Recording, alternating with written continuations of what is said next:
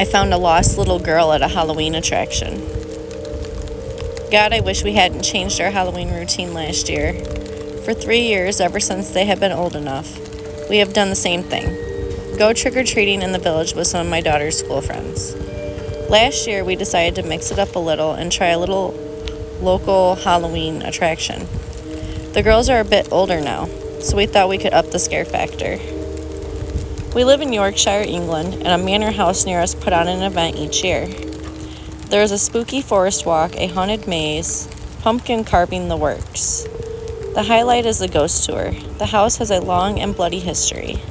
Murders, assassinations, and suicides have all taken place there. Actors take you around the house and grounds to bring the macabre events to life. Tickets are expensive and limited, so we were really looking forward to it. It is pitch black by 5 p.m. at that time of year. It was a bleak, miserable day with driving rain and a biting wind. A small road takes you to the forlorn and uninviting gatehouse, with its carved stone gargoyles and high-spiked wrought iron fence. A track then leads to the house through a dark and foreboding stretch of woodland before opening up to provide the first vista of the manor house.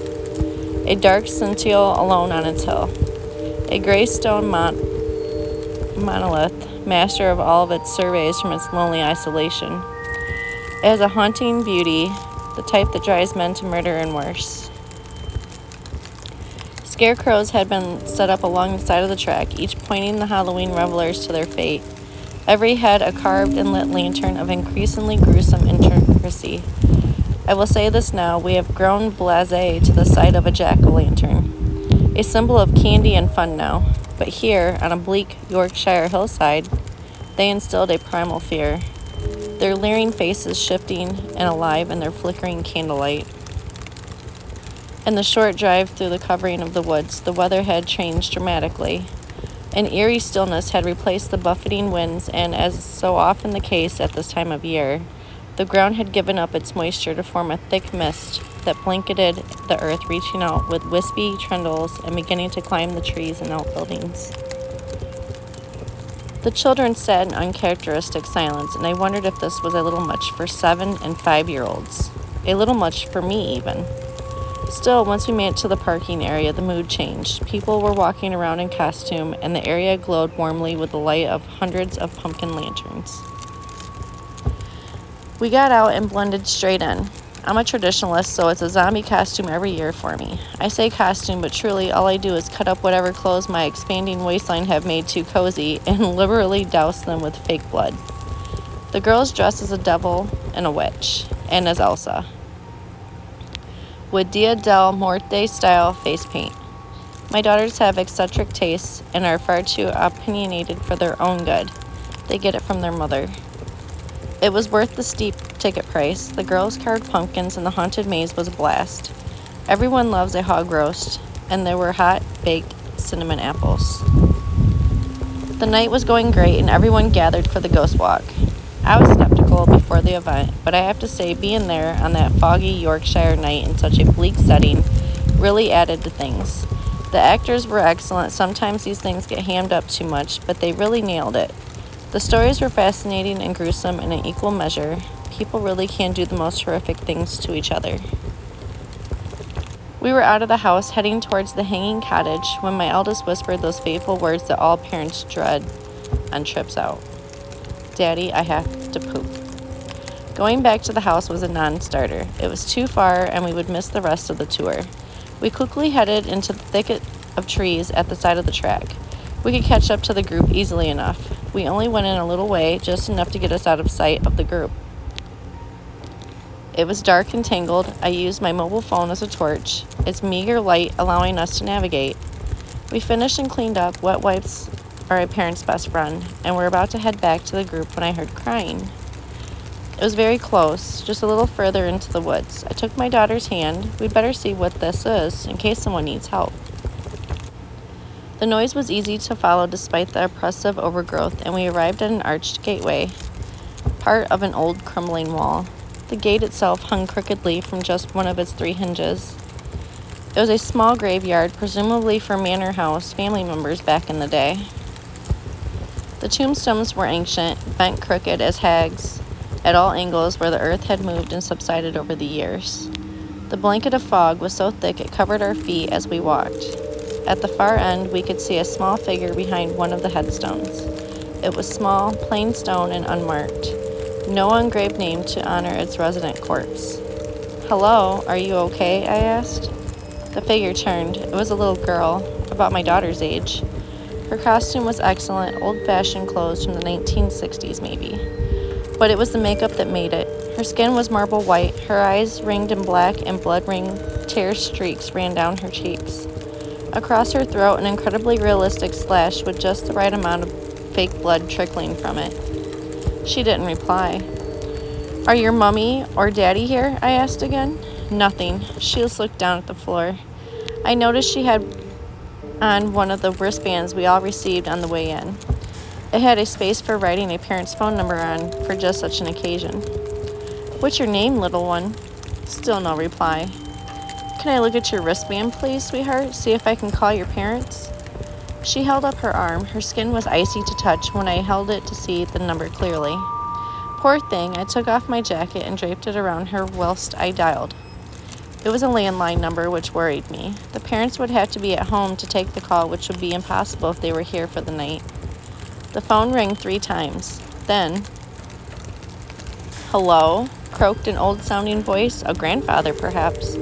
The line was crackly and poor, reception not great in this remote location. "Hi, can I just check I've dialed the correct number, please? Is this 01936416428? I wanted to make sure I was talking to the right person before giving out details of a lost child." "Hello, can you speak up?" he asked. He sounded so old, not what I was expecting at all. I repeated myself slowly, and this time he confirmed I had called the right number. "I found a little girl who was lost. This was the number on her wristband. Are you missing your daughter or granddaughter?" I said. "I don't have a daughter. I don't have any children," he replied. "She's about 6 or 7, all dressed for Halloween, vintage 60s clothes and a slashed neck." There was a long pause. I thought he hadn't heard me, and I was about to repeat myself when he started to speak. "I didn't. It wasn't. I never meant it to be like that, to happen that way. Sir, is this your child? She looked so perfect. I wanted her to be mine, but then she struggled. How did you know it was me? All those years, how did you find me now?" I stood in silence. My mind was reeling. I wasn't sure what was happening, what I was hearing. Suddenly, from behind us in the clearing, the evocative hoot of an owl and a flapping of wings. I turned, momentarily distracted. When I turned back, the girl was gone. My coat lay draped over the gravestone. Written on the previously unmarked stone and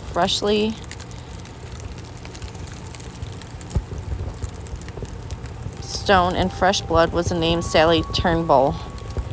In my shock, it took a moment to register that the phone had gone dead. I spent a panicked few minutes looking for the little girl, eventually conceding defeat.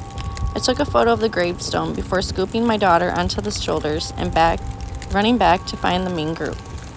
Every time I tried to redial the man's number, the phone gave an unengaged tone, as though the phone were off the hook.